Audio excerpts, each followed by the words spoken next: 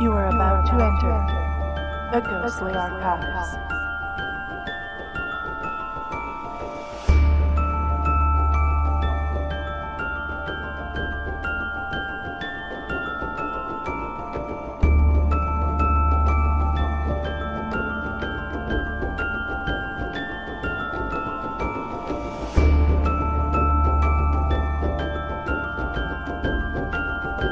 Welcome, everyone. We are about to go live on the Ghostly Archives podcast.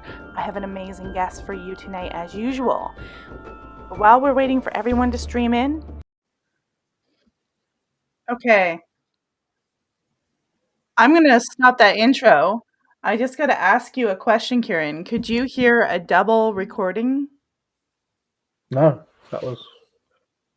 sounded okay. I was quite enjoying it. All right, enjoying the interesting. music. I'm sorry I stopped all that, but I'm getting I was getting a double echo fed back to me. No, nothing for me. 1 second.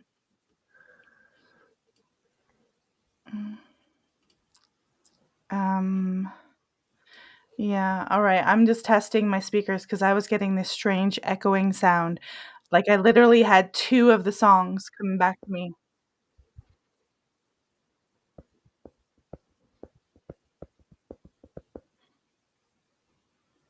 It's still happening.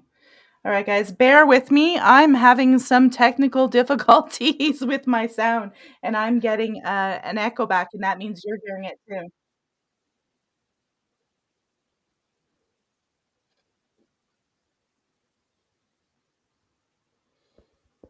All right. Let's see here. I apologize.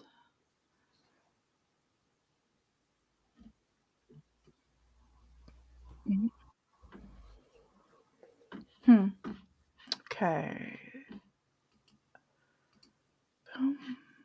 I'm making sure there's no other windows open that's doing this, but in the comments, if everybody can hear an echo coming back, please let me know. Please leave a comment if you can hear my voice double echoing.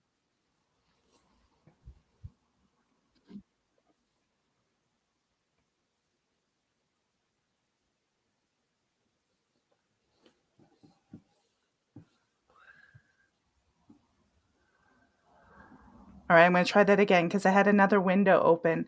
So I'm going to try that again. All right, good. Nobody can hear it. I think. No. I can hear a double echo coming back into my ears still.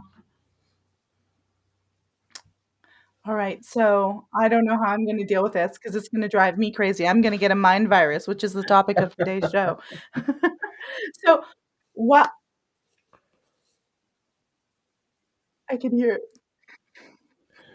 I'm going to let Kieran talk and introduce himself for a few seconds, and I'm going to go figure this out. Just give them a little bit of info about yourself, and you can talk about documentary. Okay, sure. So becoming quite a regular on Melissa's podcast now. So I'm a paranormal researcher. I've authored 2 books: An Introduction to Paranormal Investigation and Experiences of a Paranormal Investigator. You can get those on Amazon or through me. If you want to contact me, I'm happy to ship some out for you. I've also released a documentary which was based around a family haunting that I investigated in Essex, and that's called A Haunting in Essex. And you can find that on YouTube. If you just search for for that title, you'll find it on there. Again, or contact me and I can send you the link. That was based around a family haunting, which we spoke of quite in depth on the last time I was on with Melissa. And the new documentary that I'm working on now is going to be more focused on paranormal investigative teams. So really just getting to know the team. So similarly with the previous documentary I did, the haunting and the ghost activity almost becomes a background story, and it's really about how did the family get through it and how did they cope throughout all the activity. And that will be the same for this new one. It's the lives behind these investigative teams. Why do they do it? What do they do? Yeah, hopefully that's enough, and you figured out your echo, Melissa. I did. There was a secret alternate web screen that I didn't realize was open, and it had my YouTube channel open. So my Ah, YouTube channel was feeding back to me in my ears while you were talking, and I would have went mad. I would have turned into Ted Bundy, I swear to God. I had to listen to that the entire show. All right, everybody, thanks for joining us here today on the Ghostly Archives. I've got a few clips of some investigations that I've done, and I wanted to sort of parse more into some of the research on serial killers, etc., that I had done previously about mind viruses, how thoughts spread, and where we get thoughts, where we get ideas, how that affects paranormal, how that affects how we perceive paranormal, how that affects, we can even do a little politics, but it also affects communication. It affects people, who are serial killers, and how that spreads in the media, and how it affects us as a society. And yeah, that's kind of where I'm going. And if anybody has questions or anything else that they have about the paranormal that they want us to answer, shoot it up in the chat because we'll let you steer the show as well. So I'm going to start off. We've got a little video here that I'm going to do. And I got us in, we're going to do it this way. This is a video clip. Let me pause this here and I'm going to start it from the beginning. This is a video clip that I have of us. Me and my husband went on this investigation of a county building in Salt Lake City. I had no idea that it was linked to Ted Bundy, and we went to different sections, and moments before we went in this room, we were told this was the courtroom that Ted Bundy was in. So it's a few minutes long. Welcome to make a commentary, Kieran, while you watch it, because I know Kieran's done his share of investigations. So have a look, and I do it. I do a narrative, and then I think we have some kind of strange thing in the corner that says commentary. Anyways, there it is. So this used to be the courtroom where they tried Ted Bundy for the kidnapping of Carol DeRonch. However, of course, he murdered many other girls here in Utah, and we are on a ghost hunt. And I did not know we were going to be in this courtroom area where Ted Bundy sat and was tried.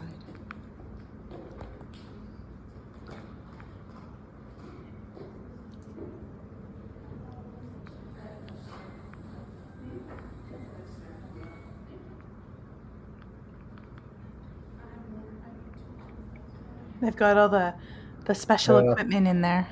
dowsing rods, I think I just saw.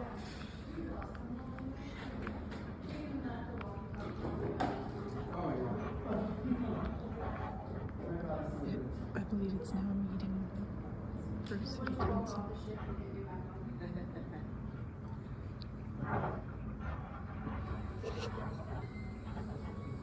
That sound was so creepy. It kept going off, whatever ghost thing that they had that was a sensor, and it would make that creepy sound. That just added a creep factor.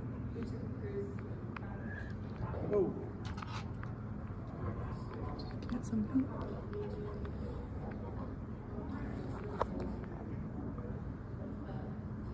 See in the corner? Mm-hmm. There. What is it? Let's see if it moves. See so things show up in black on here because they're cold. Oh, so like that thing right there? Like right there? Yeah.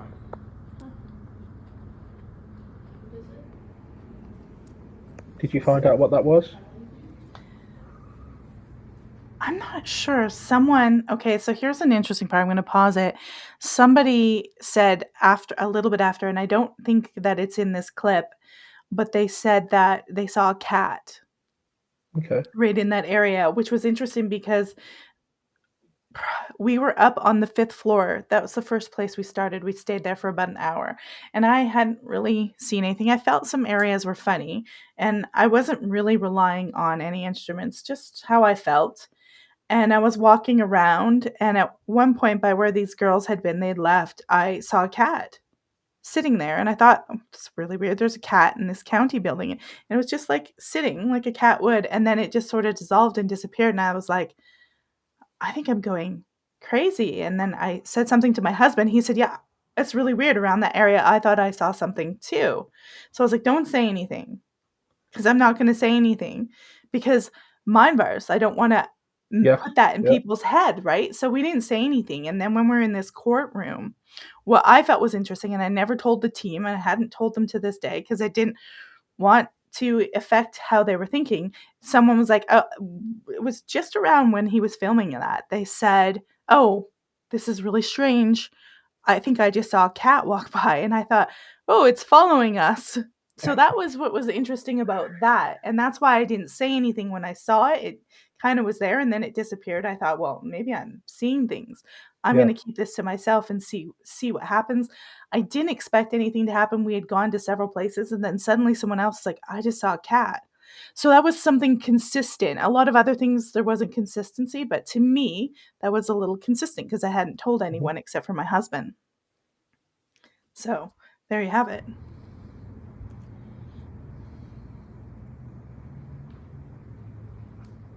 I don't know how much is.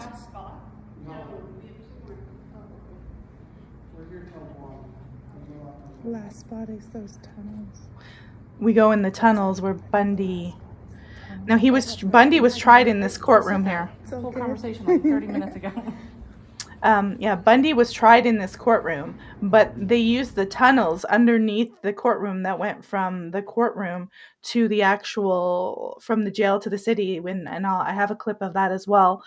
They used tunnels to transport him. And as you know, we're talking about sort of mind viruses and how we transport information. And it's almost like I had this intuition that I had to contain that information and not tell anybody and keep it to Yep. myself. And I don't know what experiences you've had with that. Well, for me, you talk about mind virus. So I've led investigations. I've done them on my own. I've done them with other groups. And one of the biggest kind of bugbears of mine is when a group will advertise their investigation and almost give away previous experiences or previous reports in that location in their advert. Or sometimes when you arrive at the location, they will give you a quick tour, and they insist on telling you where all the hot spots are or the cold spots, what particular things have been seen in what particular areas. And then what you get throughout the night are people backing that up and saying, "Yeah, you said that a lady has been seen here in this room, and I've just seen a lady in this room." And you can't help but think, is that this kind of mind virus, as you put it? Is this them almost implanting it in people's minds, and then they go away and manifest it themselves because it's already in their mind? So I've seen that a lot. I've also seen some, like, what I would call hysteria, where there's not really much going on, and then someone might just mutter something like, "Oh, it's gone really cold," or "Oh, my leg's beginning to hurt," and then that becomes like a Mexican wave, and then 3 or 4 more people will say, "Oh yeah, my leg's beginning to hurt now," or "Yes, I'm getting Yeah. cold," and there's a possibility that that's because it's a shared experience. And I'm not saying that that's not possible, but again, you can't help but think, is it this kind of the power of suggestion almost, where they're picking up on it simply because somebody else has put it out there? Yeah. And the group that we went with, we're going again with them. They're really great people. And I'll have to say, to their credit, there was a bunch of young girls. There was a lot of people who were of interest who were in there. They paid to be there like us.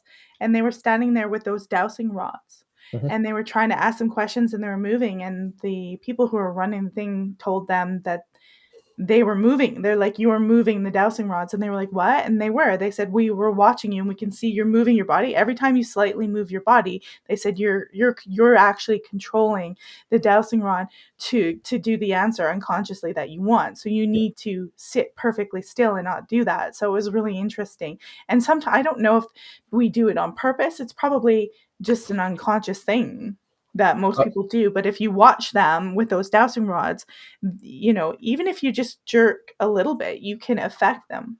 Yeah, I think people that are on investigations, that they want to see something. They've paid their money. They've got a genuine interest in it. They want to have an experience, and I think Yeah. subconsciously, therefore, it's possible that they will begin to do it themselves. I mean, I've had dowsing rods that were quite good because they had like sleeves over the handles, so the handles didn't move, and so the dowsing rods were almost independent of what you were holding, if that makes sense. Right. Yeah. So it didn't really matter if you moved; the dowsing rod would kind of stay where it is.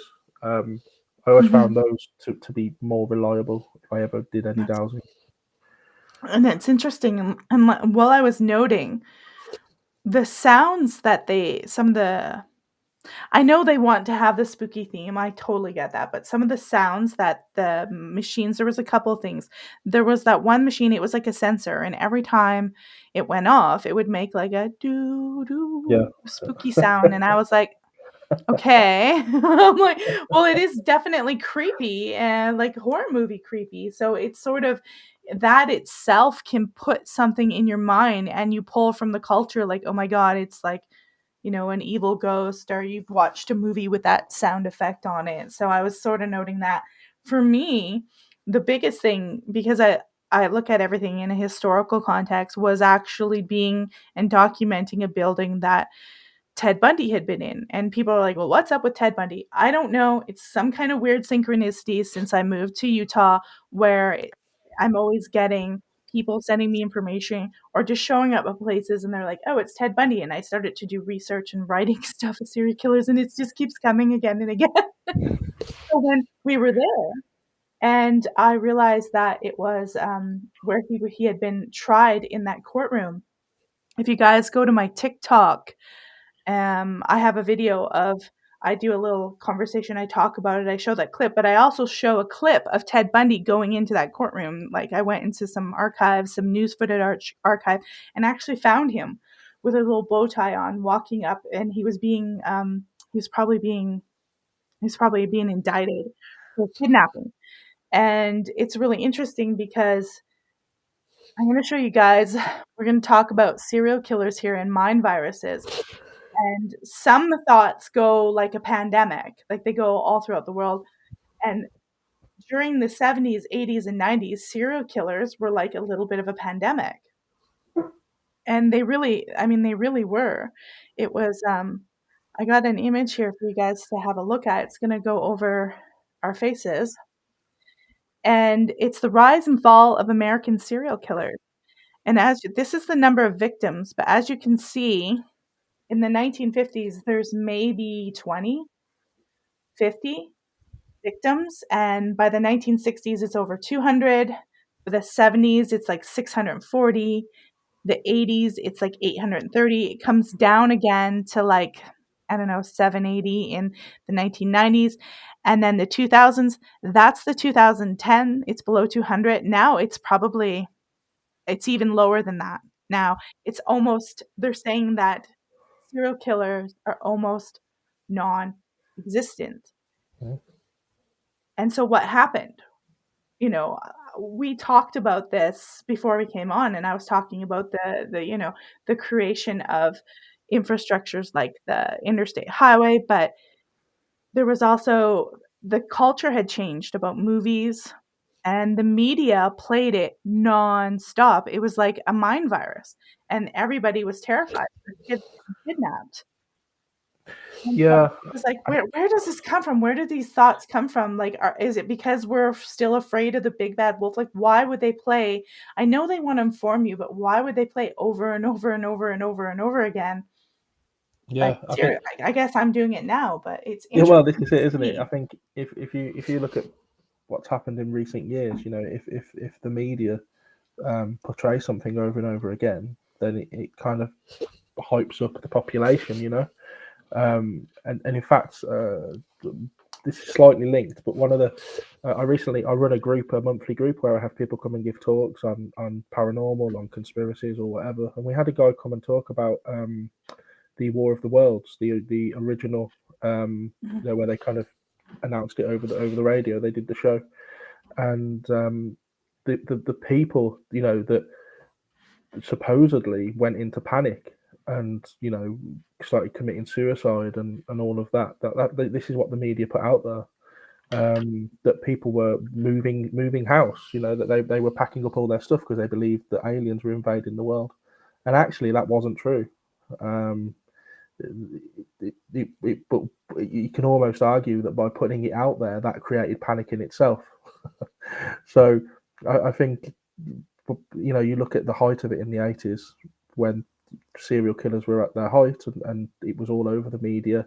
It was probably around that time you had slasher films kind of come into the forefront as well in Hollywood. So you had all this kind of going on, and that will influence people. It will influence their psyche, 100%. Oh, I can't hear you, Melissa. Are you muted? Sorry. I was saying, take a film like Nightmare on Elm Street, where it's turned into this major franchise. When they first originally did that first movie, he was trying to make a statement about the changing in our culture, American culture anyways. He was making a statement about single parents, divorce, broken up families, and children being, vulnerable to bad things in society. And that's exactly what was happening along with the interstate. You had all these cultural changes and sexual revolution, and marriages were breaking up. You got feminists like crazy. And that movie was actually a statement, maybe not to where I'm taking it, but it was certainly a statement of the American family, the sort of, what they call it, mother, father, child sort of picket fence thing breaking up. And it's continued to erode to this day. So it's interesting that they were seeing that then, and it's even gotten worse, in my opinion. And people are trying to push back, but it's and it's like you get these mind viruses, and I don't know where they come. Is it like one individual? Like, I'm thinking, like, where does thought come from? And we never really fully know. Like, is there collective conscious, or is it true? Is there demons? Are there a choir of demons and angels whispering in our ears and we think it's us? Like, I don't know.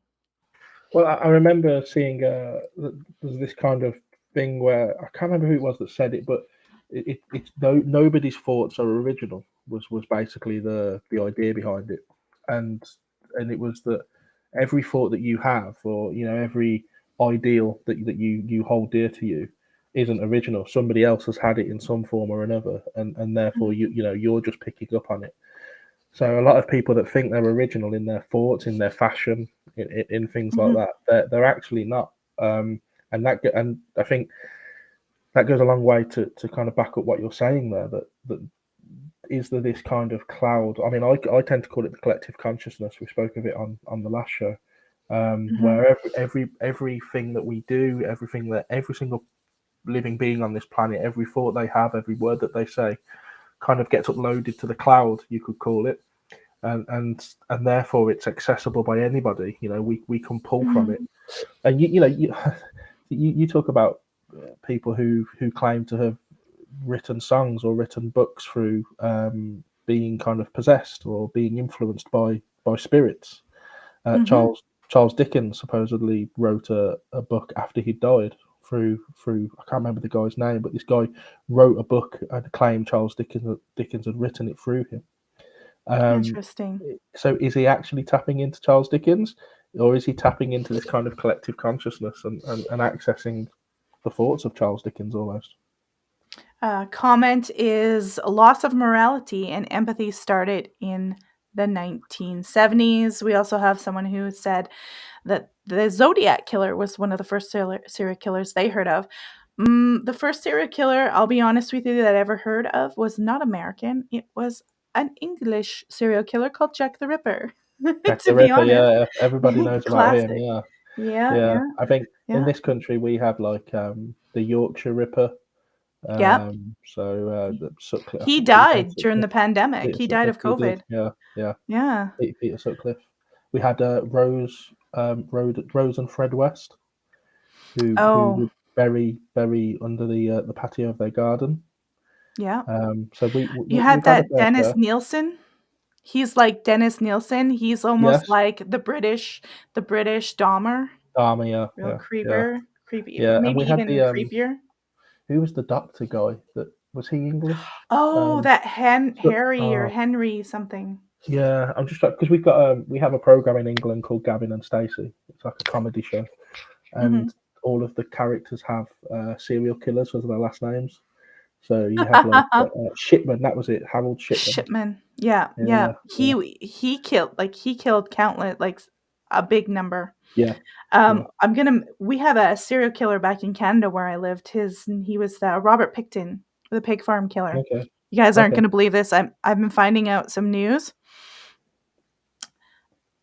They are considering giving this man. They charged him with 6 deaths, but they're pretty sure he probably killed up to 50 women that he was getting from the East End of Vancouver, off of East Hastings Street, and basically murdering them, grinding them up, and feeding them to the pigs. They are doing a hearing to see if he gets to have daytime trips out of the prison.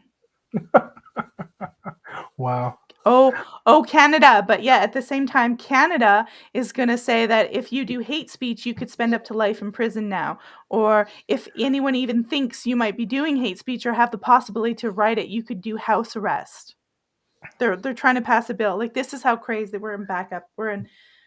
And anyways, I haven't done total research on this. I've looked at some things, but this Picton guy, there's a lot of linkage, allegedly, about him and his land. They made lots of money off that farm, to Trudeau. He lived in the area at the time. So people are trying to connect to the Trudeau family to that land and say Okay. he's politically connected because his mother, I guess, was working high up in the Privy Council or something like that. So Wow.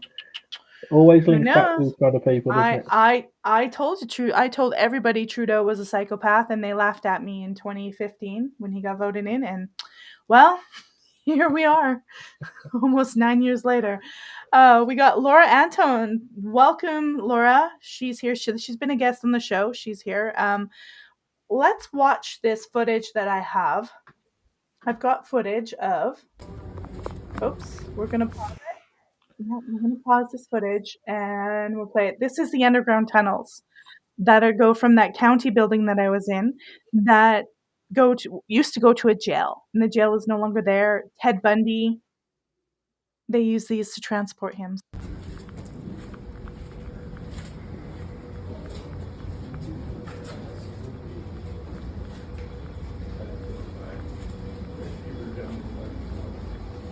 Yeah.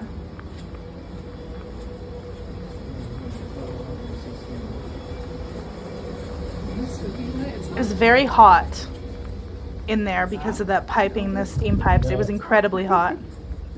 We did similar beneath the swimming baths where all the pipe work was, and it was really warm.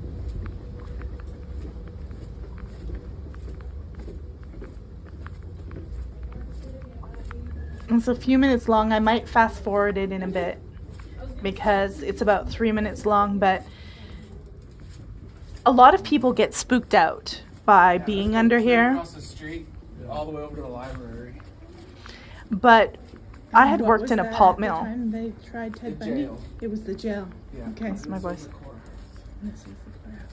Yeah, I had worked in a pulp mill, so it felt very much like a pulp mill, so it didn't bother me. So it's interesting to know.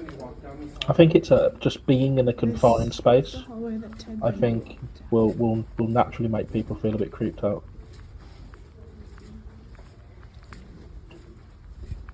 But if you can imagine sort of prison guards or whoever does the job leading Ted Bundy down this hallway towards the courtroom. And at the time, Ted Bundy was only up for kidnapping in Utah. He wasn't tried for murder until they captured him because he escaped several times. He wasn't up for murder until he was in Florida. Let's just put this ahead a bit. There we go. I'll move it a bit more. Oh, let's back that up because we come around there. We go around this corner and it gets dark here, and this is where they do their stuff, and they pull out like all their equipment because it's Yep. a lot cooler here. But it's Yep. also a lot spookier. Is that because it's darker? Yeah. And there's less steam pipes. Yeah. Just look out where we like to sit, and it's cooler here. Yeah. Here we are, and we're just waiting for the rest of the group to catch up, but they went on and did. Did you leave everybody in the dirt?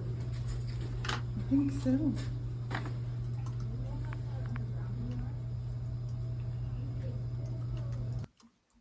And there we go. So that was the someone saying Bundy's teeth print was found on a 13-year-old girl. I think actually his mouth, his teeth print were found on the one of the girls he had murdered in the Chi Mega sorority house in Florida.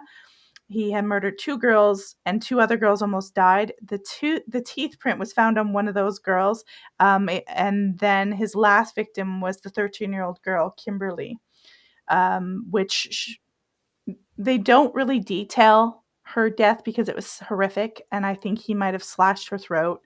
And yeah, I don't want to go into it. It's really graphic. It was brutal, but that was his last victim, Kimberly Leach, and when they arrested him, he was offered a plea deal by the courts, and he was so arrogant and psychopathic, he turned it down thinking he could get off, and he got the death sentence.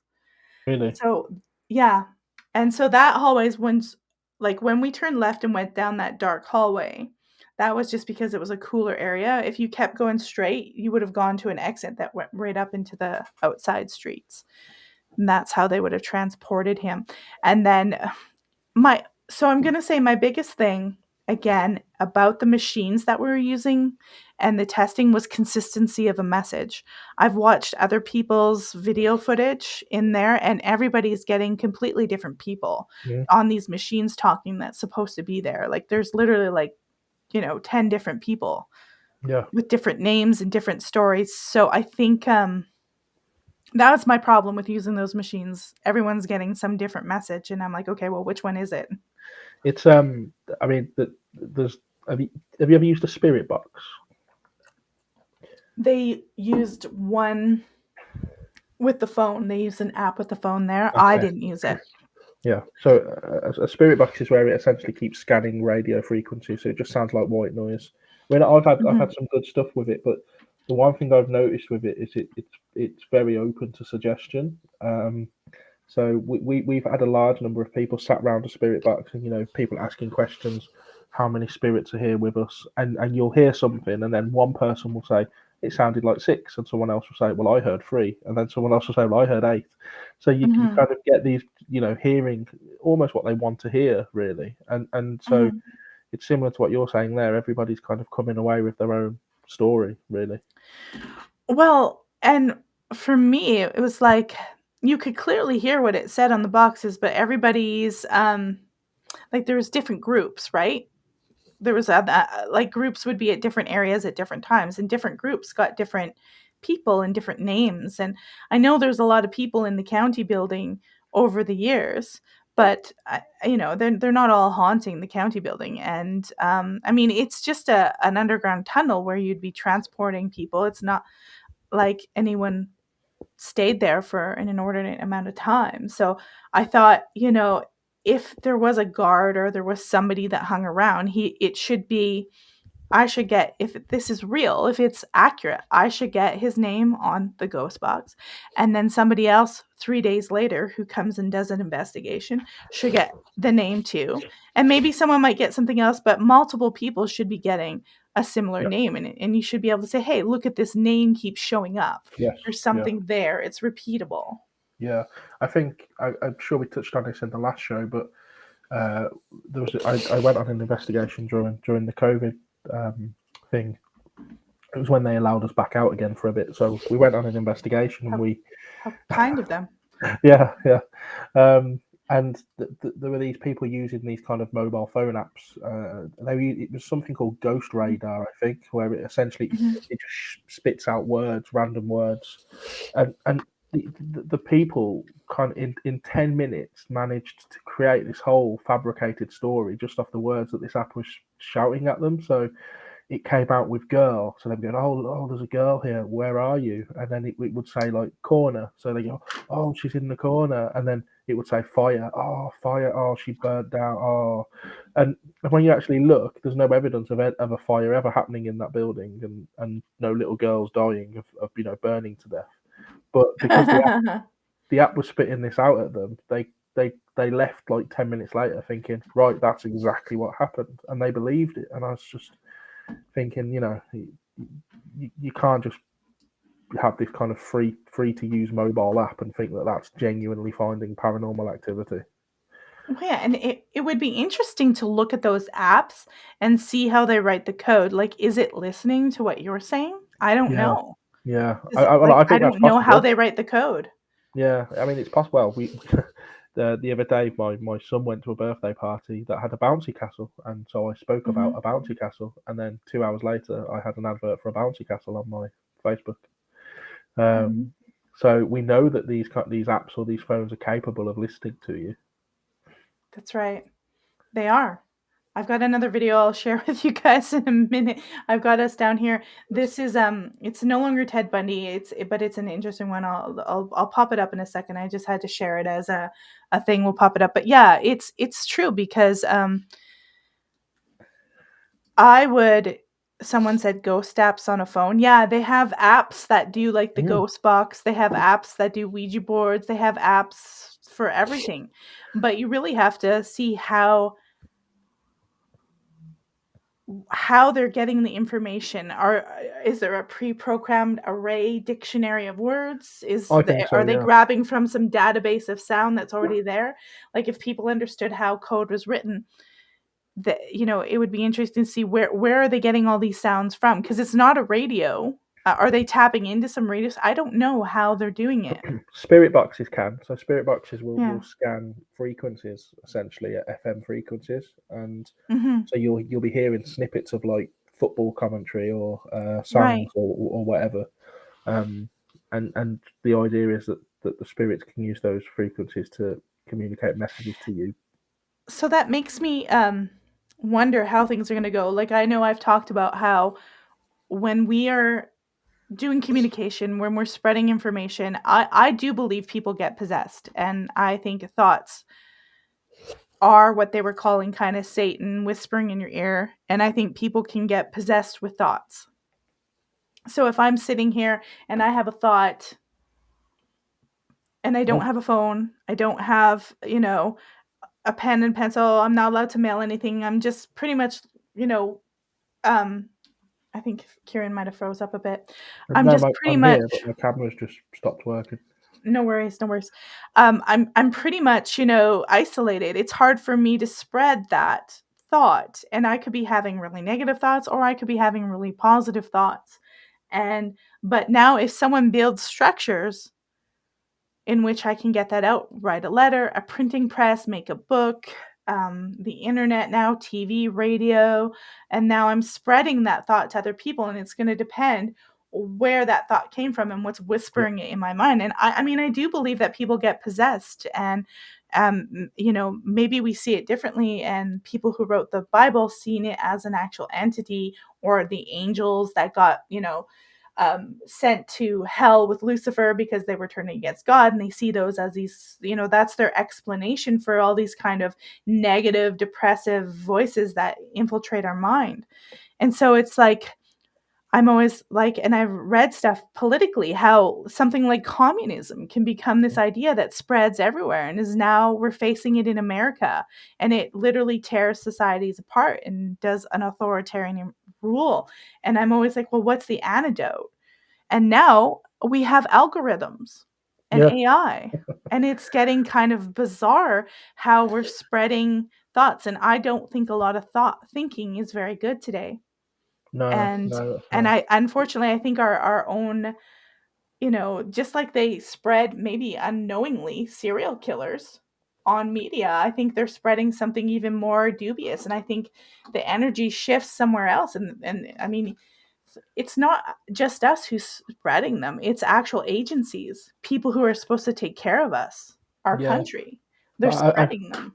but I think we almost, if we're assuming that that they have an agenda by spreading this information, then I think we almost do the job for them. They plant the seed, and then we kind of grow it to fruition. Because Hmm. to kind of go back to what we touched on earlier, that we had a toilet paper shortage in this country during COVID, and it was because the media told you that there was a toilet paper shortage. So then everybody kind of panicked and went out and created the toilet paper shortage that they told you about. So we're almost to blame, really, for feeding into the energy. Did you And go crazy? Did you go crazy and hoard the toilet paper? I didn't know. No, neither did No, I. I no, I just stuck to my usual amount of toilet paper. I just And I worked at Costco at the time, watching right. all these people do it. It was insane. I was like, Why? Why? Why toilet Yeah. paper?" But it wasn't just toilet paper. Then people started hoarding Lysol wipes. Then they started hoarding Oh bread, right. and then they cleared Costco out of meat. We're empty. We're gone.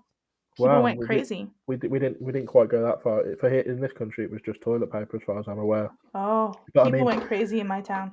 I just think that we're as much to blame, and even when you think about, we touched on this on the show we did on Twitter, or X or whatever it's called now, where we're when you're kind of looking at, let's say, a conspiracy theory, whatever side of the fence you're on, you're still giving it energy, and by giving it that energy, you're almost allowing it to continue to thrive, continue to live in some kind of form. So you Mhm. almost need to just step away from it, shut your mind down from it. Well, if I look at it like a demon or a bad entity that has an agenda, the agenda isn't about toilet paper. The agenda isn't about any of this other stuff. The agenda is about they have a plan. And the toilet paper and the meat and the scarcity and all that stuff is almost like a diversion to make you be so confused by what's going on and there's chaos and get everybody upset that you actually can't figure out what's really going on. It's same with all these wars. It's like, well, they're laundering money. They are going into other countries for resources. That's really what they're doing. But they create all this good versus bad and us versus them and all this, crazy, like there's evil people all over the place, and they want to create diversions, like I don't know, they're letting people swarm the country in the borders. They're doing the same tricks, they psyops they've always done. So I think it's a diversion tactic to get you so confused you can't see what they're up to, I, I, whoever it I is. I think it's to get you confused and to get you focusing on the wrong enemy. For Hmm. want of a better word, if you're too busy arguing with that person who's a different skin color, or with that person who worships a different god, or with that person who votes for the other political party, if you're too busy arguing with those guys, then you're too busy to see the people that you should be fighting against, really. So it's a Yeah. pure division and distraction, control. Is it best if I leave and then come back in for the camera, or? No, don't worry about it. It's not a big Okay, deal. fine. All right. It's not a Are you big saying are deal. you saying I'm It's not not a worth big looking deal. at? No, no, no. I mean, if you want to leave and you want to be No, looked no, at, it's it's up to okay. you. It's It's up to okay. you, 100%. But and that's the other thing. So now what's going to be interesting is why I think people should spend less time on the internet and go. I think it's a good idea to go do sort of paranormal investigations and be out with real people, because the I don't know if you know this. So the algorithms are getting strange and AI is getting strange. And just the other day, it was Meta's AI. They asked Meta, which is Facebook, their AI to list all the presidents, and they list all the presidents, and they got up to president number 45, and they said 45 was Joe Biden, and they didn't even list Donald Trump. Really? And I know right away, I said they're going to erase Donald Trump from history. That's exactly what they're going to do. So they're rewriting history, really? They're going to rewrite history. And that's why we should be looking. That's why I go out and record history and collect old books myself, because I know, I'm like, look, they rewrite history. They've rewritten it with Napoleon. They've rewritten it with every figure that's ever been. They rewrite it, and they'll be in 100 years from now, they're going to be like, there was no Donald Trump. There was only Joe Biden. Well, have you ever looked into the world fairs and the whole conspiracy around that? Like Tataria kind of thing. I had Yeah, a that's guest on exactly it. about Yeah, that. Yeah. So again, that's a kind of falsification of history, isn't it? It's a 3 or 4 generations after that, and nobody can remember it really. Yeah, and it's why I'm like, look, if we're all hooked into the internet and all are finding everything, and they've got us there so that we depend on it. They made it look subtle and nice, and we're all hooked onto this, and everything's there and nothing's in the real world, and we get rid of everything that we've ever had, our culture, our statues, or we're not going to know what history was. Yeah. And this is a very clever form of erasing history, which is why I'm like, okay, people, you've got to get out there with your phones. You've got to get out there and contribute. But ultimately, all the platforms they control, and they control what's getting seen. So that's why I'm on X, because so far I'm allowed to put almost anything on there. Yeah. And hopefully Elon Musk's.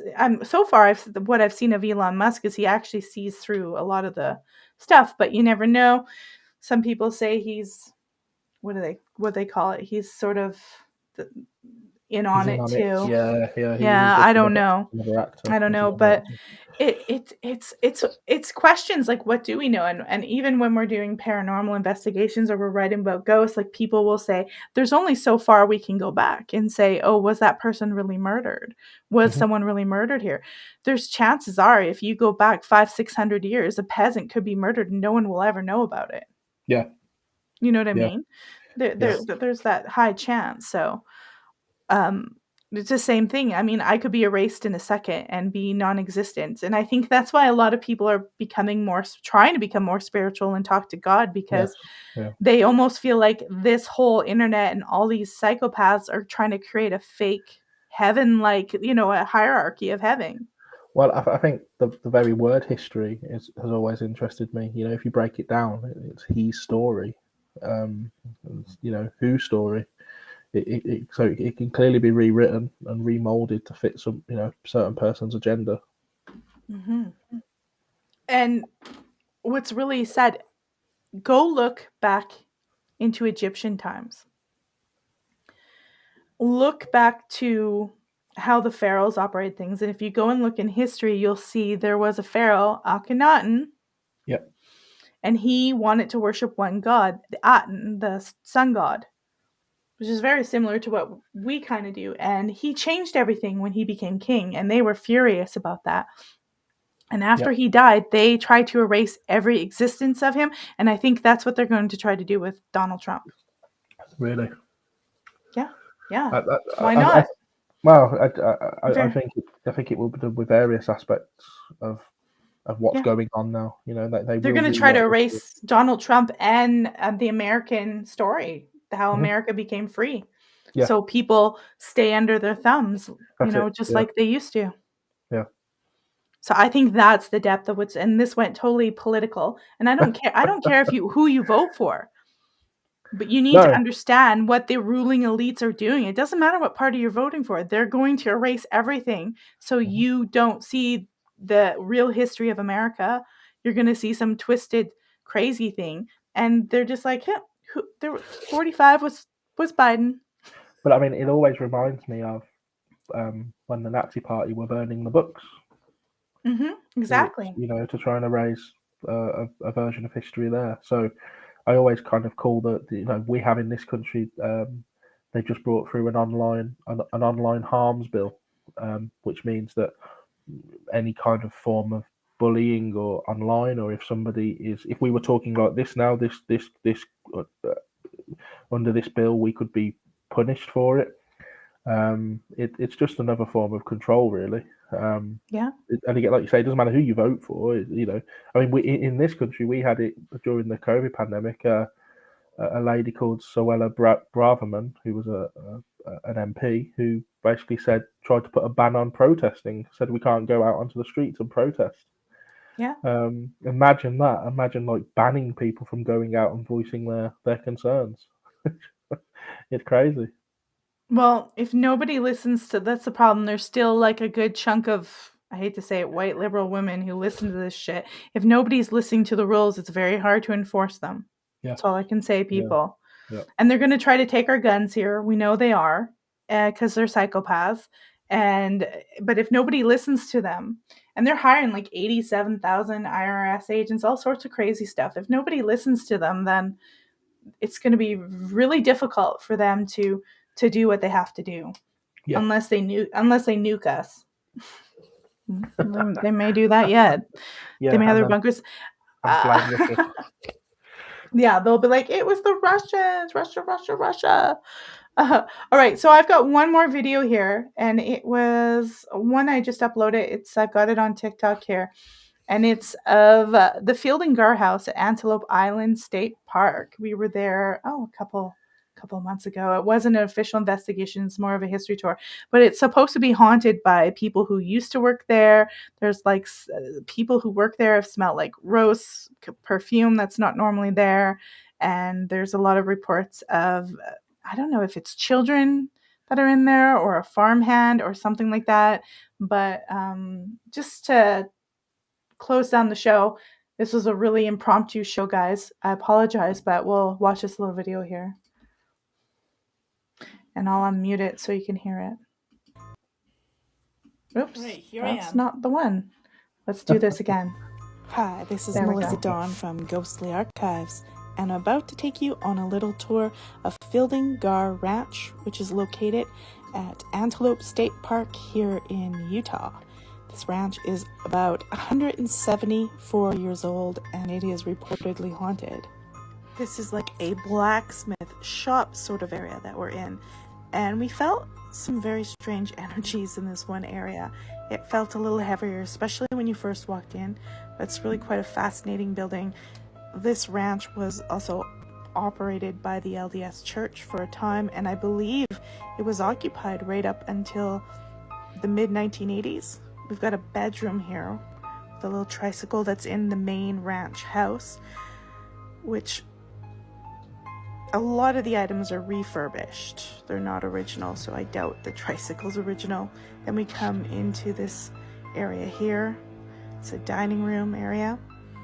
They also have a kitchen area that I'm going to show you in a little bit that was considered quite haunted, and Ghost Adventures was here. And here's the kitchen area. And right by this area here, the Ghost Adventures had filmed this area and said it was very haunted. We actually found a different building, which I lost my recording to. It was like a room, probably for like farm hands or ranch hands. We found that quite heavy and haunted and a little bit creepy. I'm also going to show you guys a little bit of a path outside that's reported to have scratches, bite marks, things that are strange in the woods. That'll be next. But yeah, there's a lot of strange smells and perfumes and different paranormal activities, even reported by some of the people who work here. So go check out part 2, which is of the path outside that I previously talked about, where people report an ominous presence. There we go. Very good. Did I do? So, ghost yeah, hunting? Did you actually that do was an on. investigation there? No, I didn't do an investigation. I just went through there very quickly. There was a lot of people there, so it was hard to get any sense. Yeah. But as I was saying, they were saying that kitchen area, and I didn't get that sense. We were there in winter, and I have a pathway video that I've got to re-upload onto TikTok. But there was a sort of wooded area out back that was a little creepy, but there was one room, and I think it was like almost like a ranch hands lived there. There was like 5 or 6 beds, or maybe 4 beds, old rickety beds. And when I went in there, I felt like, okay, I would sit in this room and investigate this room. There was just something different about the energy, and it felt like something was there that was not in the main house. And there was one area when we first went into that sort of little I don't know, shop, I'll call it a shop area, where it felt a little heavy and odd. And other than that, no real experiences, but it's at a state park here in Utah, totally free to go check out. You do have to pay for parking in the state park. So there's that. But yeah, you can go check it out and walk all over the ranch. It's, it's pretty old for America, Yeah, 174 years old. That's yeah. pretty old for America, especially for Utah out in the West. Right. Okay. You My don't my you don't get 1,000-year-old pub. no, I'd say my house is 350 years old. So Hey, is it haunted? Do you have any weird things happen? um, the best story I've got about this house was when we moved in. We'd been here for a couple of weeks, and my son, who was about 2.5 at the time, sat in the living room pointing at the fireplace, shouting, "Girl, girl, girl." And I didn't think anything of it. And then I spoke to my neighbours about a week later, and I just happened to say, has there ever been any spooky activity? And they said, well, we get a bit in our house, but we know that the people that lived in your house used to see a girl in the fireplace. Wow. Yeah, and Well, I and that's hadn't said confirming, anything. because how would a 2-year-old know that? Exactly, precisely.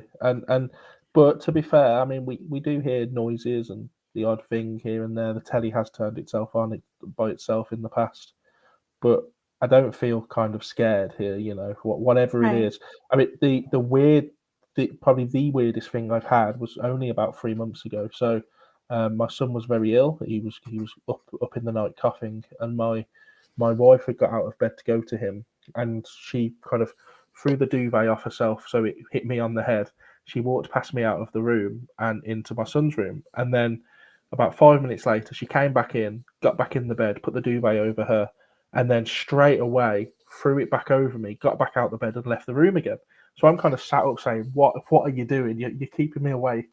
And she hadn't come in my room; she was still in my son's bed. So something had come in my room, got in the bed, got straight back out, and left the room. Now the next day, I found out that 3 days previous, so 2 days before I'd had this experience, the guy that had lived here for 50 years had passed away.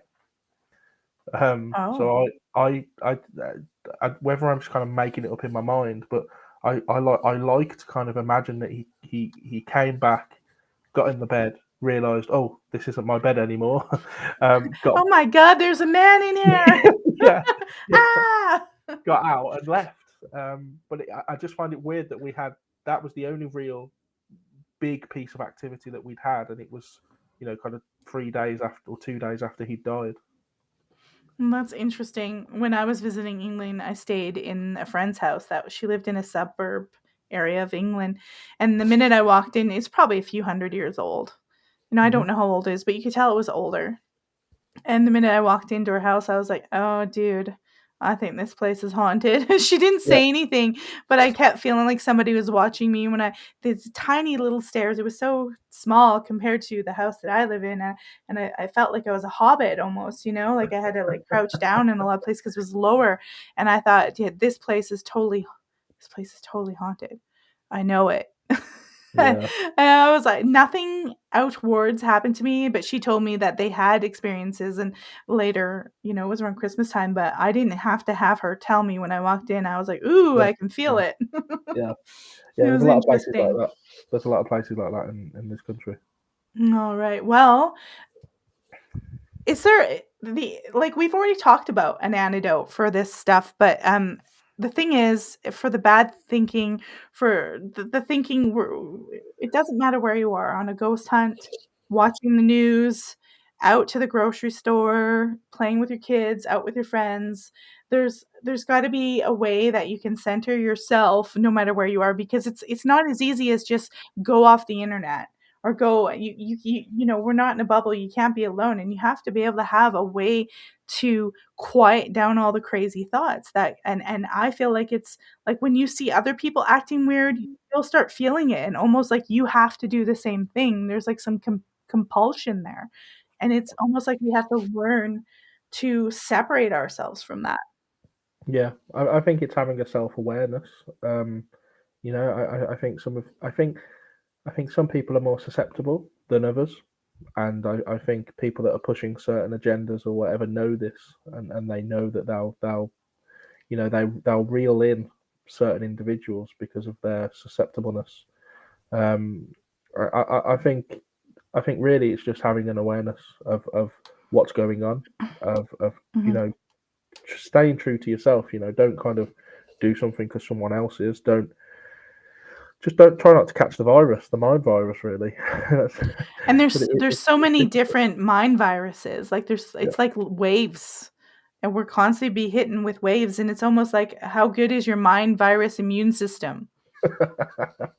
Yeah, you're right, because you can avoid the mainstream media, you can avoid the news, you can avoid all of that, but then you could just be watching a simple program on Netflix that is pushing a certain agenda, and then and you can't, and even then you think, oh come on, like I can't even just watch a TV show without having it forced on Yeah. me. So, but again, I think that's the difference. It's knowing what to look out for. If you spot it, then and you know what you're looking for, then it's there's less chance that it's going to affect you.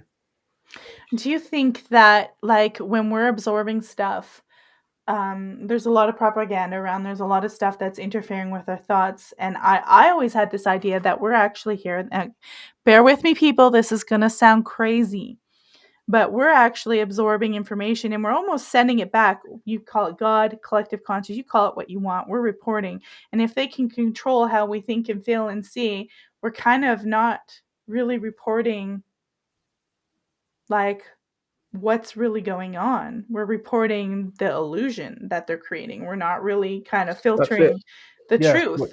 yeah. And then they can't, the universe or whatever it is can't right the wrong. I don't know Mhm. if that sounds nuts to you.